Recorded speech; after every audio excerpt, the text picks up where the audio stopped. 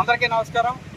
ఈరోజు ఏలూరు పార్లమెంటు సభ్యులు అత్యంత చిన్న వయసులో పార్లమెంటేరియన్గా ఏలూరు ప్రాంతంలో అత్యద్భుతమైనటువంటి ప్రగతిని చూపిస్తూ ఇక్కడ ఉన్నటువంటి గ్రామీణ వ్యవసాయ వాతావరణంలో టొబాకో రైతులకు కానీ, పామాయిల్ రైతులకు కానీ, కోకో రైతులకు కానీ, ఒక్క రైతులకు కానీ ఎటువంటి ఇబ్బందులు లేకుండా పేద పరిధిలో అనేకమైనటువంటి సమస్యలపైన నిరంతరం కూడా పనిచేస్తూ వాళ్ళందరికీ లబ్ధి చేకూర్చడంతో పాటుగా ఈ రోజున అనేకమైనటువంటి సంక్షేమ అభివృద్ధి కార్యక్రమం చేస్తున్నటువంటి గుట్టా మహేష్ గారికి జంగారెడ్డి మండల తెలుగుదేశం పార్టీ తరఫున, అదేవిధంగా శ్రీనివాసపురం గ్రామ తెలుగుదేశం పార్టీ తరఫున హృదయపూర్వకమైనటువంటి శుభాకాంక్షలు తెలియజేస్తుంది.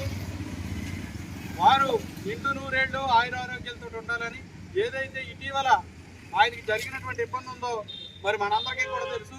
ఆయన కనీసం స్మోక్ కూడా చేయడు.